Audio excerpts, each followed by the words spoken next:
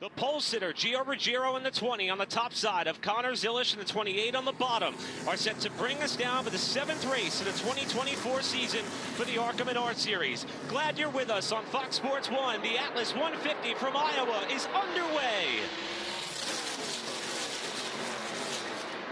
And off the start, Ruggiero trying to slide his way down to clear Zilisch for the race lead, but Zilisch has a great run off turn 2. I was a little surprised that Gio took the outside. We didn't see any cars run that second group. A little bit of contact. Getting loose. Up the racetrack, here comes Sawalich on lap 1 to go from 3rd to 1st to lead the opening lap. Boy, both those young men wanted to fight for that lead and lost it. Up into the 2nd spot is that of Gustine. As Ruggiero drops back to 3rd, Zilisch trying to hold 4th with Chris Wright just behind him there in 5th spot. What a wild opening lap. It took about 3 corners before we saw contact already. Here's a look at the 73 of Andy Jankowiak making a move around Mason Mitchell. Now for Ruggiero and Zilisch, they still cannot get separated from one another as Ruggiero tries to get back around his teammate and Gustine as we take a look at what happened in 3. See, Zilisch gets a little bit loose, has to chase it up the hill. Fortunately, Ruggiero realized that, gave him the extra room that he needed, or they would have taken both of them out. He's on board with that. Ruggiero, right side of your picture, coming down the backstretch. Zilisch will be the driver's left as they go off into the corner, fighting for that fresh pavement. There's the contact, and Sawalich slides on by on the bottom. Yeah, fortunately, Ruggiero felt him there, saw him there, and gave him the room he needed. It allows Sawalich to open up about a 1-second advantage over what is a hornet's nest behind him. Now, Ruggiero has gotten back to 2nd. Zilisch has followed through to 3rd. You see them kind of locked together, about 2 car lengths ahead of Gustine, who is 4th.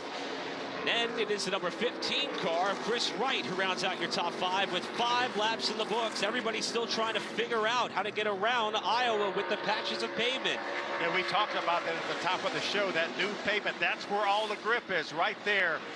All the racing was done in practice on the bottom of the racetrack. And watch Zilisch try to make this move around Ruggiero in a battle for 2nd. Zilisch was able to hook the bottom big time in 3 and 4, and that's what got him alongside of Ruggiero, but he slides up wide in 1 and 2. A cross under move for Ruggiero off the 2nd corner, and he may have the inside by the time they get to 3. Ruggiero drives it hard down the corner. Let's see if he gets loose on the bottom like Zilisch did on lap 1. And all the while, that's allowing Gustine to close in on these 2 and allowing Sawalich to drive further out forward. Zilisch holds the spot for now. Ruggiero to 3rd. Then it's Dean and Wright, your top 5. Points leader Perez in 6th. Some great lap times right now by our leader, Sawalich. These guys have been battling hard for that 2nd spot now that Zilisch has clean racetrack. To see how he compares. That lap actually about a 1/10 and a half faster than our leader, Sawalich. When you talk about William Sawalich in the Iowa Speedway, he has one prior start here. It was last season. Led all but the final 2 laps after a caution came out with just a handful of laps to go, and he eventually lost the lead on the upcoming green-white checker to that of Luke Fenhaus. Now, I'm sure he considers this to be the one that got away. Tonight, so far, the seas parted ways for him to get the race lead, and he is out in front. For more on our pole sitter, let's go to Heather.